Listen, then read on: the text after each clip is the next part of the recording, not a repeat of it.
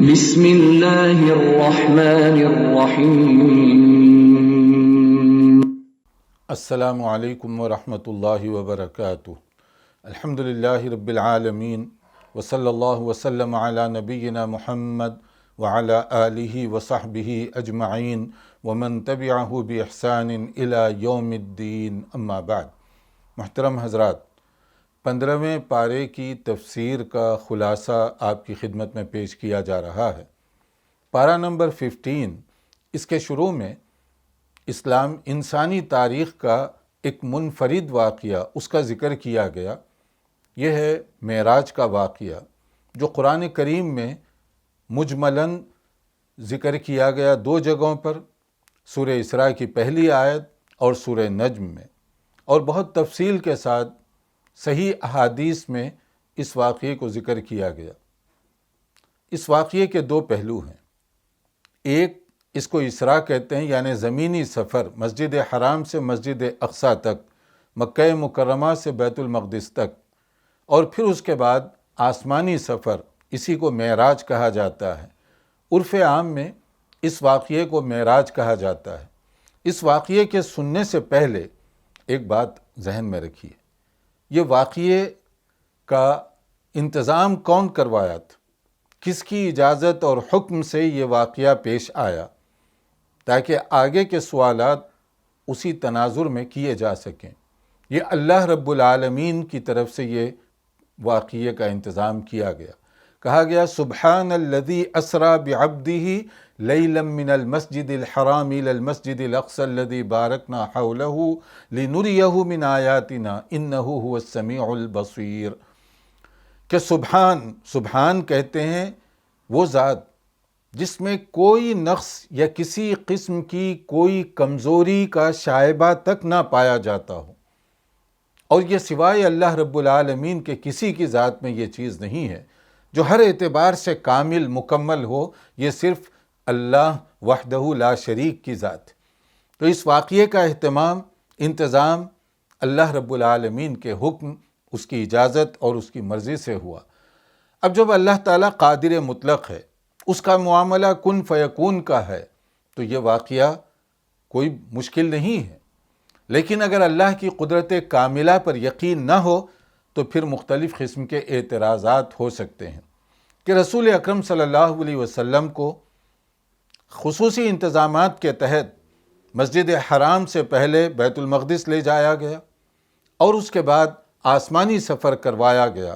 اس کے لیے خصوصی ایک سواری کا انتظام کیا گیا جس کو براق کہتے ہیں۔ براق یہ اصل میں برق سے ہے، اور اگر آپ برق کے لغوی معنی پر غور کریں گے تو یہ براق جو ہے مبالغے کا صیغہ ہے، جس کے اندر یعنی غیر معمولی سرعت اور تیزی، جو برق کی طرح سے یعنی لائٹ اور بجلی کی طرح سے چلنے والی کوئی چیز، وہ معنی اس کے اندر پایا جاتا ہے۔ اب وہ کون سا جانور تھا، وہ سواری کس شکل کی تھی، بہت ضمنی بات احادیث میں کہی گئی، لیکن کوئی ایک خاص سواری تھی جو اسی مقصد کے لیے لائی گئی، جو برق رفتاری کے ساتھ یعنی بجلی کی سی سرعت سے، جس کے اندر چلنے کی صلاحیت اور طاقت تھی۔ اس واقعے میں اس سفر میں مختلف واقعات پیش آئے کہ رسول اکرم صلی اللہ علیہ وسلم کو پہلے مسجد اقصیٰ لے جایا گیا، وہاں مختلف انبیاء کرام کو جمع کیا گیا، آپ نے وہاں پر ان کی امامت کروائی، پھر اس کے بعد میں آسمانی آپ کو ایک سیر کروائی گئی، اور اس کے اندر مختلف آسمانوں سے آپ کا گزر ہوا، پھر جنت اور دوزخ کا مشاہدہ کروایا گیا۔ پھر اس کے بعد میں جو کچھ ہوا وہاں تفصیلات اپنی جگہ ہیں معراج کے واقعے میں، مگر اس کے بعد جب آپ واپس تشریف لائے تو مکہ مکرمہ میں جب آپ نے اس کا ذکر فرمایا تو وہاں سننے والوں کے اندر یا مکے کے باشندوں میں 2 گروپ پیدا ہو گئے، 2 نقطۂ نظر رکھنے والے۔ ایک صحابہ کرام کا تھا جن کا ایمان اور زیادہ یقین ہوا اور زیادہ مضبوط ہوا کہ رسول اکرم صلی اللہ علیہ وسلم اللہ کے نبی ہیں، اور اللہ تعالیٰ نے آپ کے لیے یہ خصوصی سفر کروایا۔ اور مشرکین اور معاندین جو آپ کے سخت مخالف تھے، ان کو گویا کہ ایک بہت بڑا ہتھیار ہاتھ میں مل گیا کہ لو جی، ہم تو شک کر رہے تھے کہ یہ اپنی طرف سے باتیں کر رہے ہیں، مگر اب ہمیں یقین ہو گیا کہ یہ جھوٹ بول رہے ہیں۔ کیسے یہ ممکن ہے کہ ایک آدمی اتنا طویل سفر کر کے، جو اس زمانے کے لحاظ سے 40 دن کا صرف یہ زمینی سفر مسجد حرام سے بیت المقدس کا بنتا تھا، یہ کہہ رہے ہیں کہ ایک رات میں ہم وہاں سے جا کر اور اوپر کا بھی سفر کر کے واپس آئے، یہ کیسے ممکن ہے؟ آپ نے کچھ نشانیاں بھی بتائیں، اور وہ نشانیوں کے بارے میں مشرکین عرب نے یہ کہا کہ جو کچھ بتا رہے ہیں وہ نشانیاں تو صحیح اور درست ہیں، مگر ہماری عقل میں یہ بات نہیں آتی کہ رات کے ایک حصے میں یہ کیسے ہو سکتا ہے۔ اب اس کے بعد کیا ہوا؟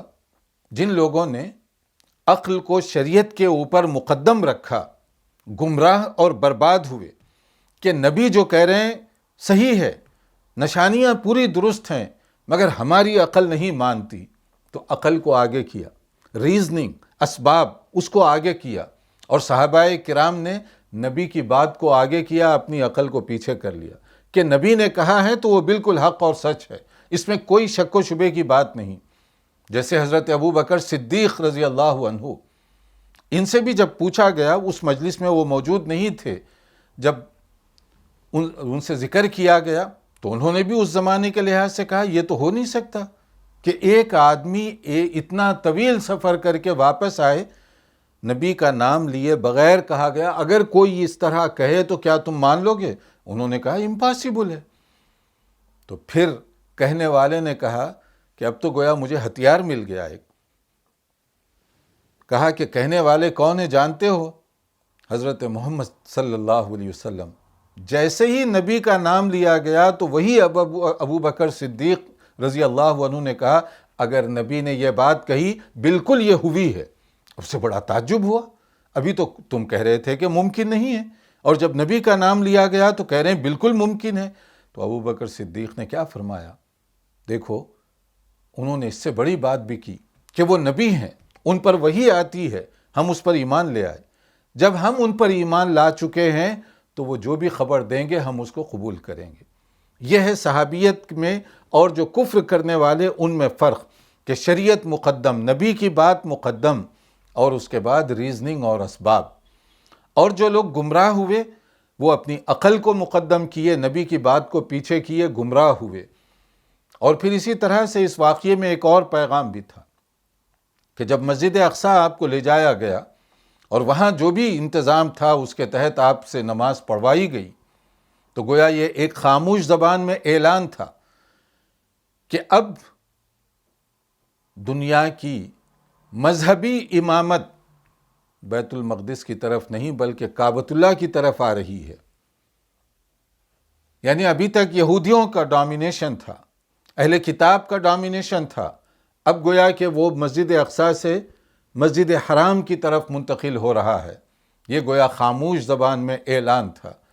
اور بھی اس کی بہت ساری تفصیلات ہیں جو احادیث کی صحیح کتابوں میں پڑھی جا سکتی ہیں۔ پھر اس کے بعد میں نام اعمال کے بارے میں ایک بات کہی گئی کہ انسان جو کچھ دنیا میں کر رہا ہے آن دی ریکارڈ ہے، میں اور آپ جو کچھ کہہ رہے ہیں یا جو کچھ کر رہے ہیں، میرا بول اور میرا ایکشن ریکارڈڈ ہے۔ اور یہ ریکارڈ کس کی طرف سے تیار ہو رہا ہے؟ اللہ نے 2 فرشتوں کو ہر ایک کے لیے مقرر فرمایا، کرامن کاتبین، 2 آنریبل، معزز محترم فرشتے ہیں جو اصل ریکارڈ میں کوئی کمی بیشی نہیں ہونے دیتے۔ جو کچھ کر رہے ہیں وہی اس میں درج ہوگا، خیر کے کام بھی اور شر کے کام بھی۔ اور قیامت کے دن یہی نام اعمال، یہی ریکارڈ ہمارے ہاتھوں میں دے دیا جائے گا۔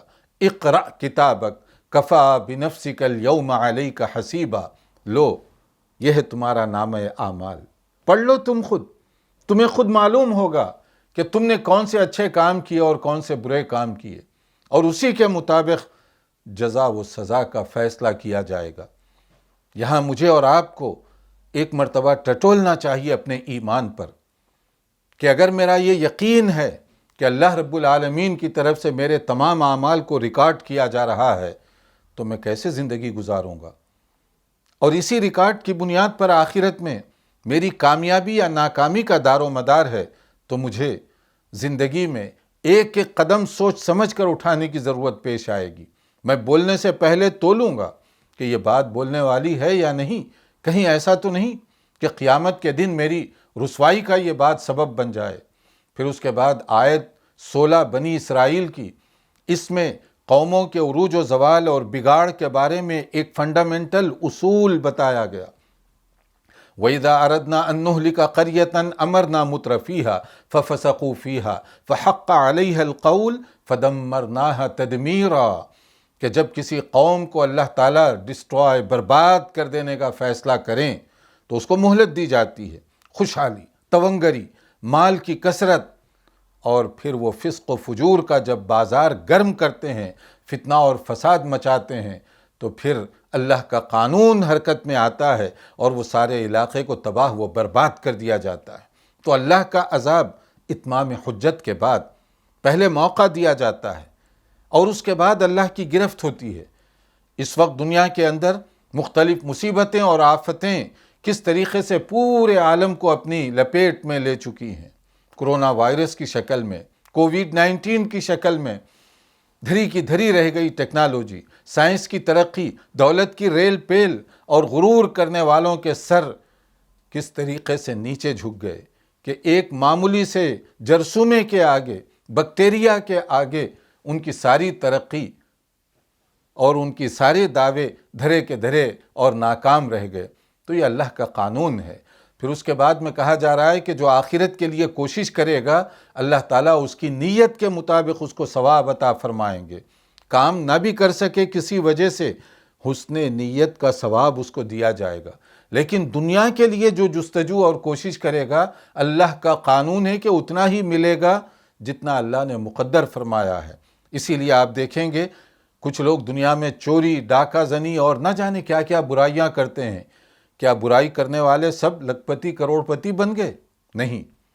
جو نیک اور صالح زندگی گزار رہے ہیں ان میں بھی 3 طبقے ہیں، بروں میں بھی 3 طبقے ہیں، امیر، درمیانی اور غریب۔ اللہ کے حدود پر عمل کر کے بھی یہی 3 گروہ ہوں گے، اور اللہ تعالیٰ کے حدود کی خلاف ورزی کرنے والے بھی سب کے سب امیر نہیں بنیں گے، یہی 3 طبقے وہاں پر ہوں گے۔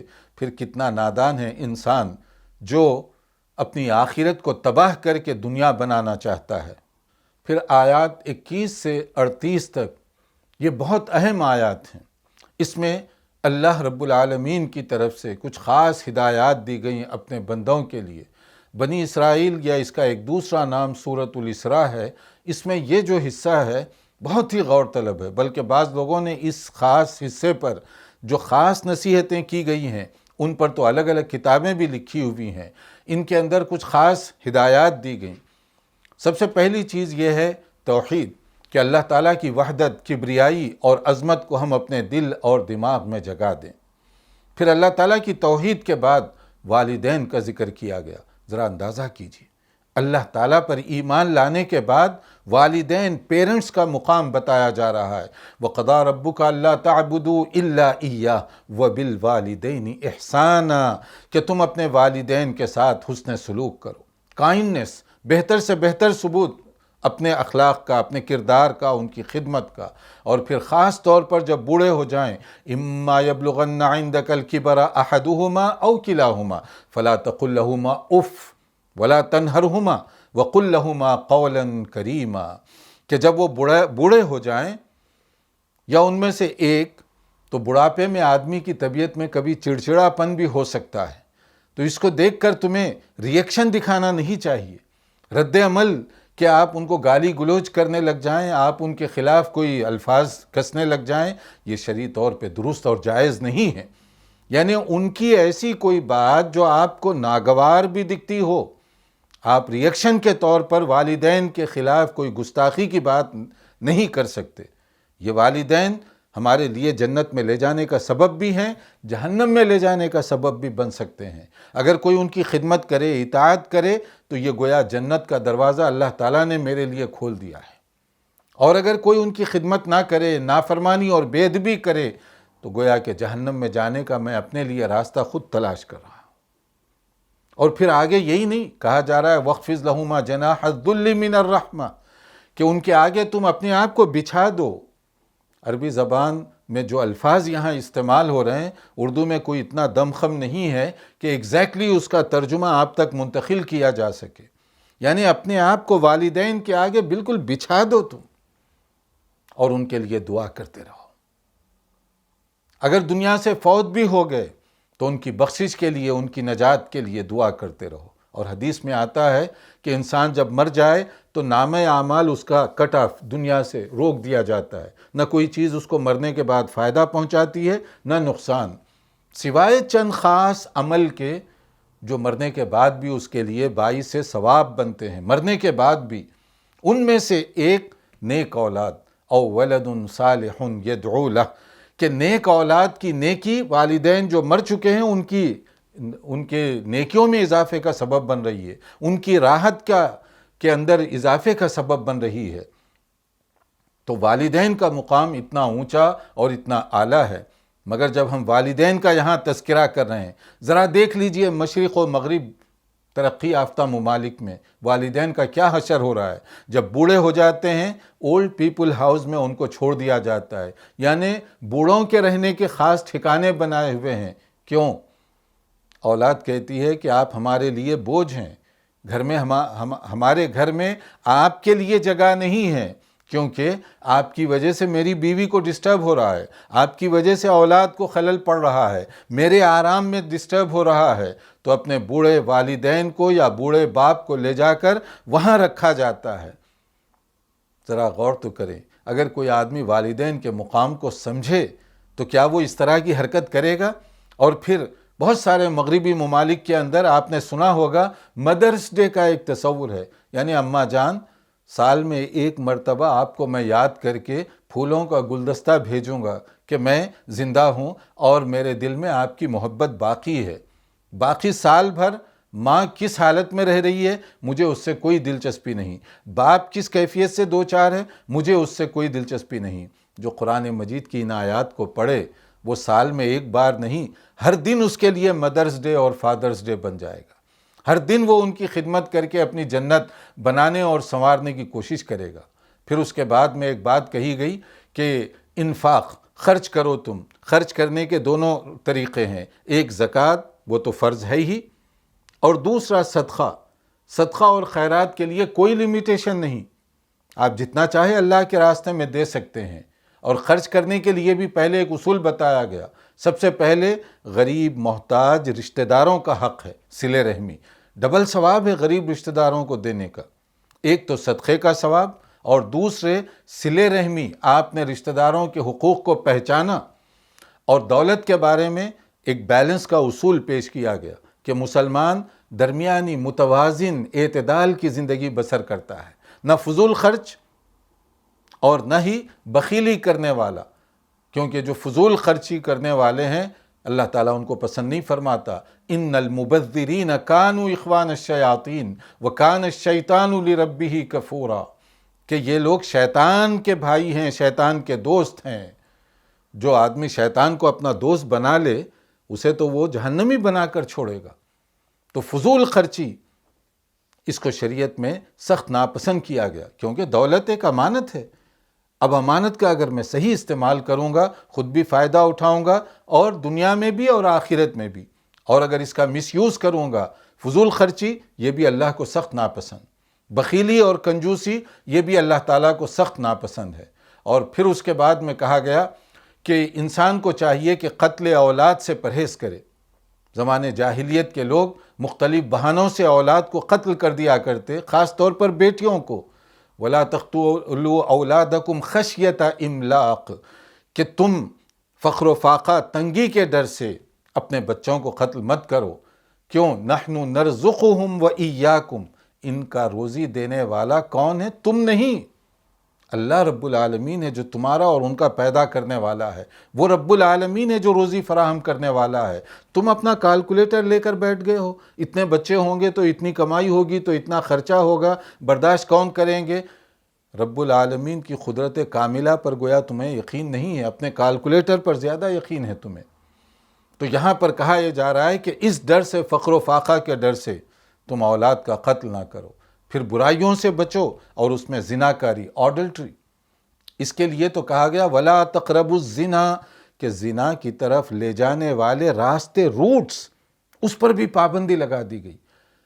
وہ برائی تو اینڈ کا رزلٹ ہے نا، اس برائی کی طرف لے جانے والے راستوں پر بھی گویا کہ پابندی لگا دی گئی، تاکہ اس کے بعد وہ برا رزلٹ سامنے نہ آئے۔ حجاب، غض بصر، پردہ وغیرہ وغیرہ جو حدود بتائے گئے ہیں، تاکہ وہ برا نتیجہ سامنے نہ آ سکے۔ پھر کسی انسان کا قتل بدترین جرم ہے۔ ایک انسان کو قتل کرنا شریعت اسلامیہ میں اتنا گھناؤنا ہے، گویا کہ اس نے ایک آدمی کو نہیں بلکہ ساری انسانیت کا قتل کر دیا۔ پھر مال یتیم کا خاص طور پر ذکر کیا جا رہا ہے۔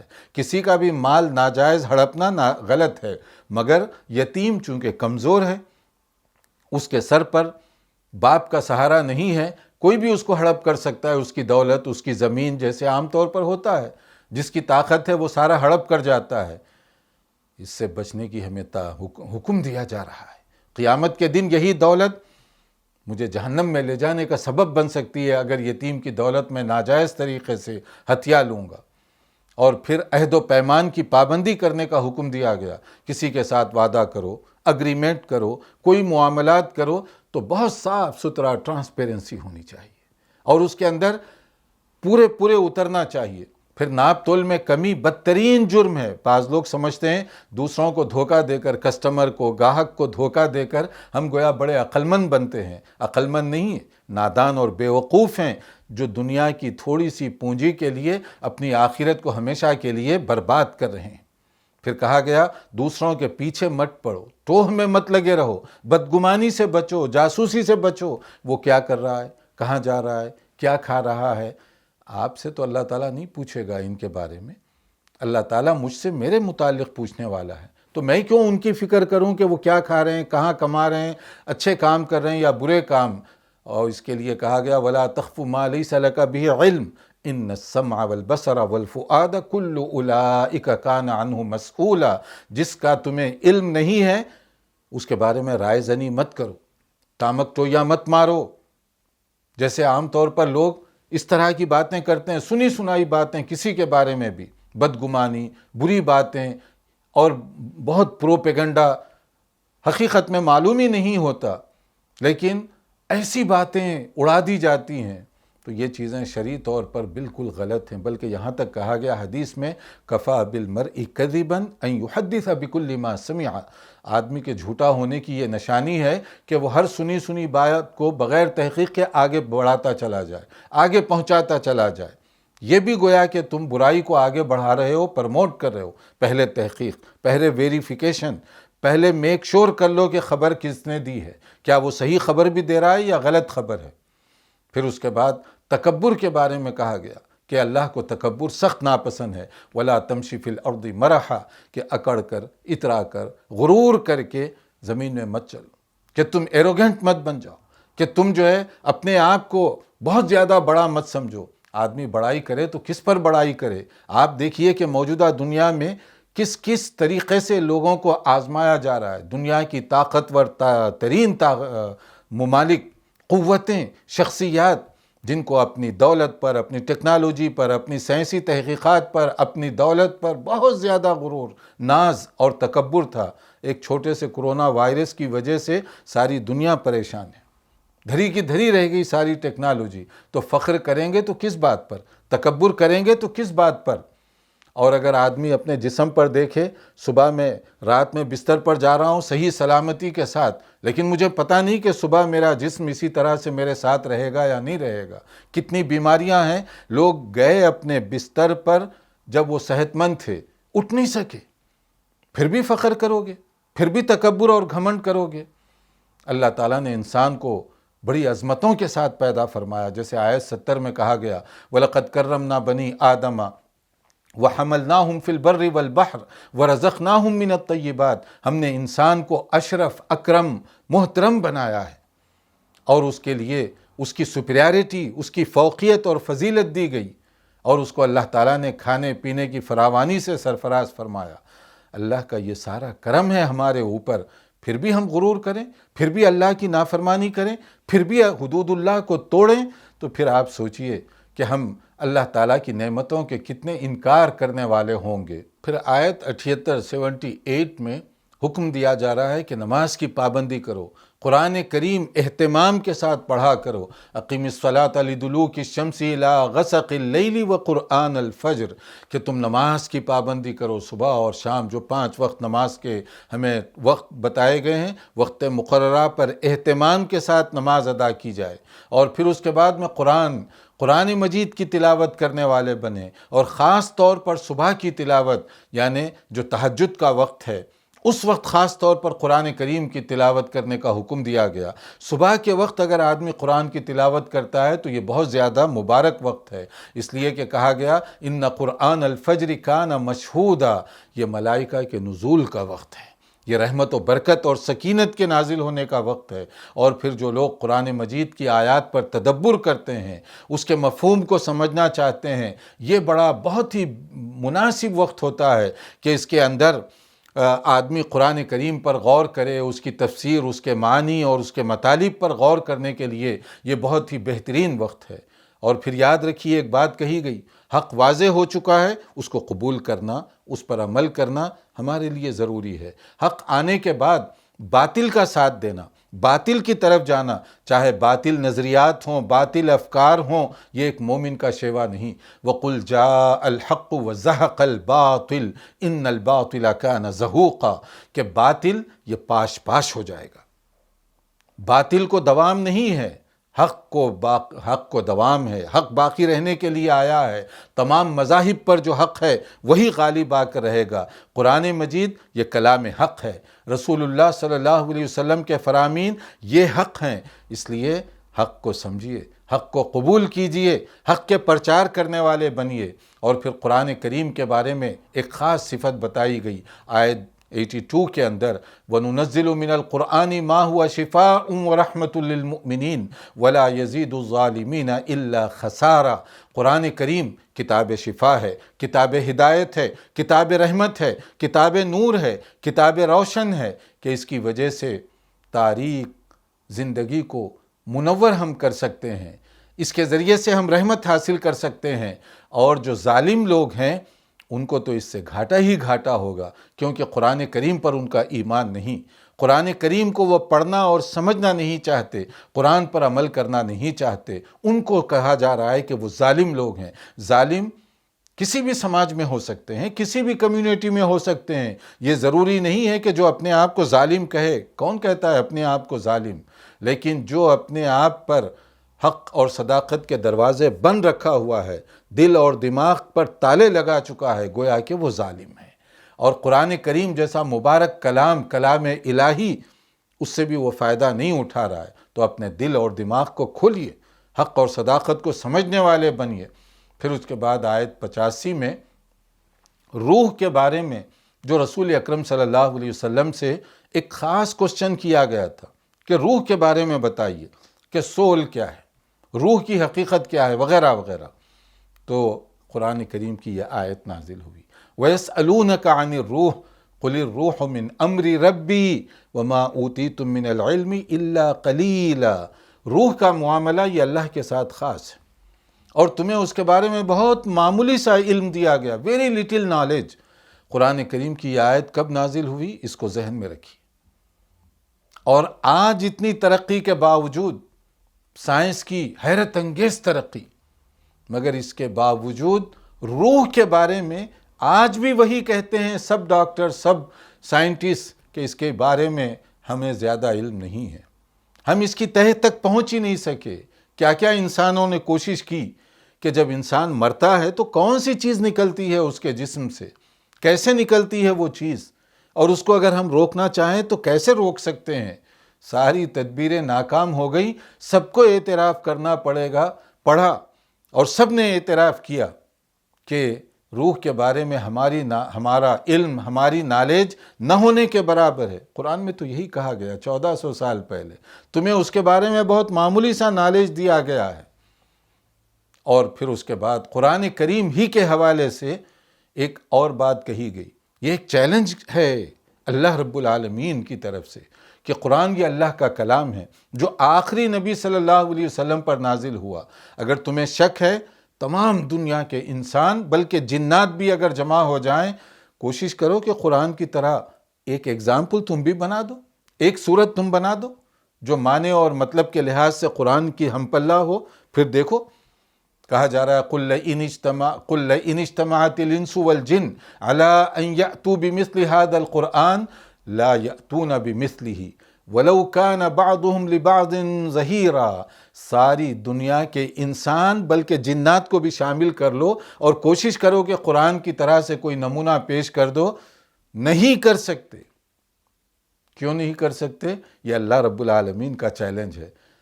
بھلا قادر مطلق رب العالمین کے چیلنج کو انسان جو عاجز مطلق ہے، کیا وہ توڑ سکتا ہے؟ کبھی بھی نہیں ہو سکتا۔ اور یہ چیلنج خود بتا رہا ہے کہ قرآن انسان کا کلام نہیں، یہ کلام الہی ہے۔ تو کلام الہی کو ہم قدر کرنے والے بنے، کلام الہی کی قدر کرنے والے بنے، اس کے ساتھ محبت کرنے والے بنے۔ پھر اس کے بعد میں سورہ کہف 15ویں پارے کے اختتام پر اور پھر 16ویں پارے کے شروع میں بہت اہم صورت ہے سورہ کہف۔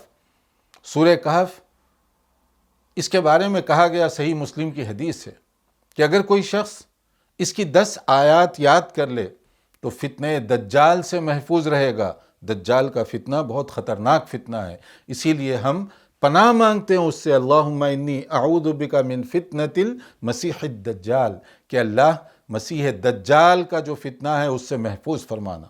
تو سورہ کہف کی 10 آیات یاد کرنے کا یہ فائدہ بتایا گیا کہ وہ آدمی اللہ کی پروٹیکشن میں آ جاتا ہے، دجالی فتنہ اس پر اثر انداز نہیں ہوگا۔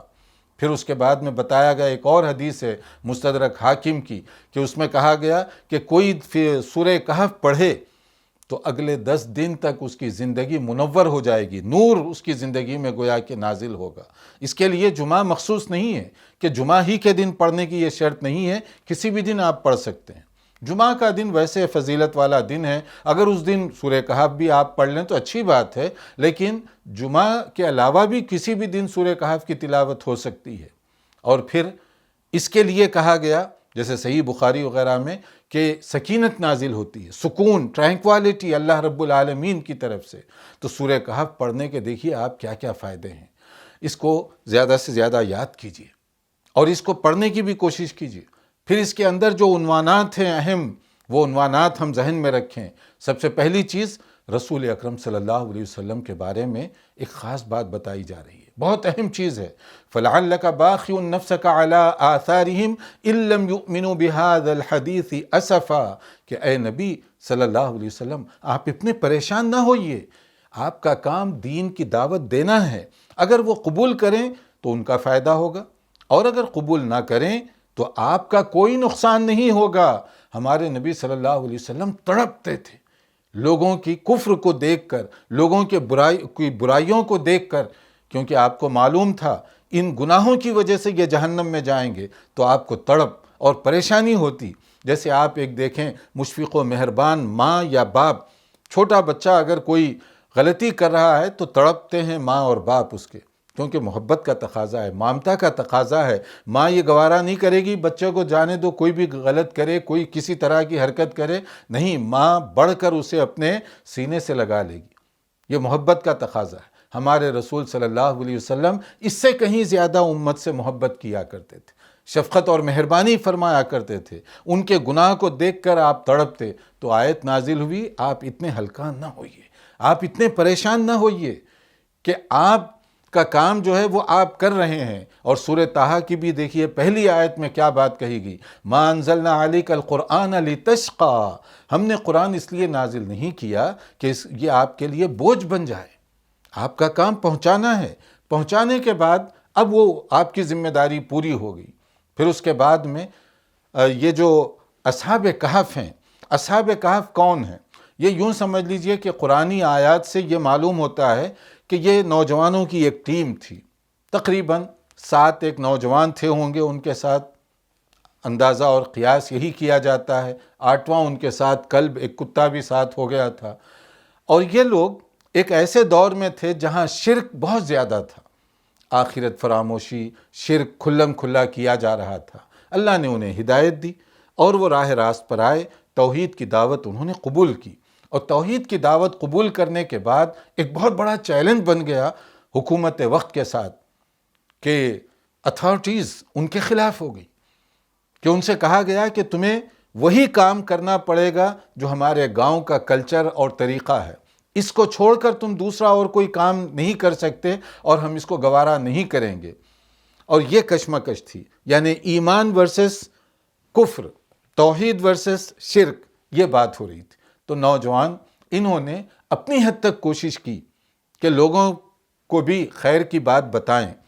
جب انہوں نے دیکھا کہ اس کا فائدہ نہیں ہو رہا ہے اور الٹا فائدے کے بجائے ان کا ایمان اب خطرے میں پڑ گیا، تو اس ایمان کو بچانے کی خاطر جب انہوں نے دیکھا اب بات حد سے آگے جا رہی ہے اور حکومت وقت گرفتار کر کے ہمیں قید میں ڈالنا چاہتی ہے، ہو سکتا ہے کہ ہمیں شرک پر ڈال دے یا مروا دے، اب اس کے لیے انہوں نے اپنے بچاؤ کا انتظام کیا۔ اس بچاؤ کے لیے وہ ایک پہاڑ پر چلے گئے اور وہاں پر ایک غار ہے، وہ وہاں پر اندر غار کے اندر آرام کرنے کے لیے چلے گئے۔ غار پر اصل میں وہ پہاڑ پر گئے اور اس کے بعد غار میں وہ پناہ لیے۔ اسی سے اصحاب کہف کہا گیا، یعنی غار والوں کا قصہ، یہی نوجوانوں کا قصہ۔ جب وہ لوگ اندر چلے گئے تو وہ کتا باہر ہی بیٹھا رہا۔ اب یہ تو ان کا انتظام تھا، لیکن قدرت کے انتظامات دیکھیے کیسے ہوتے ہیں کہ اللہ تعالیٰ نے وہ غار کو ان کے لیے ایسا محفوظ فرما دیا کہ وہ نشانی بن گئی قدرت کی ایک بہت بڑی بات کو سمجھنے کے لیے، اور وہ ہے موت کے بعد کی دوبارہ زندگی۔ تو وہ کتنی دیر تک سوتے رہے؟ 300 سال سے زیادہ سوتے رہے۔ اب 300 سال میں آپ سوچئے کیا کچھ نہیں ہوتا آدمی کی باڈی کے ساتھ، لیکن 300 سال کے بعد جب وہ بیدار ہوئے نیند سے، اتنا فریش حالت میں کہ انہیں اندازہ نہیں ہو رہا تھا کہ ہم ایک دن بھی پورا سوئے ہیں۔ وہ لوگ آپس میں بات چیت کر رہے تھے کتنا سوئے ہوں گے، تو آپس میں وہ کہہ رہے ہیں دن کا کچھ حصہ، یعنی پورا دن بھی تسلیم کرنے تیار نہیں ہے، اتنے فریش ہو کر اٹھے۔ یہ قدرت تھی، اللہ تعالیٰ نے کس طریقے سے یہ معجزہ دکھلایا۔ سبحان ربك رب العزة عما يصفون وسلام على المرسلين والحمد لله رب العالمين۔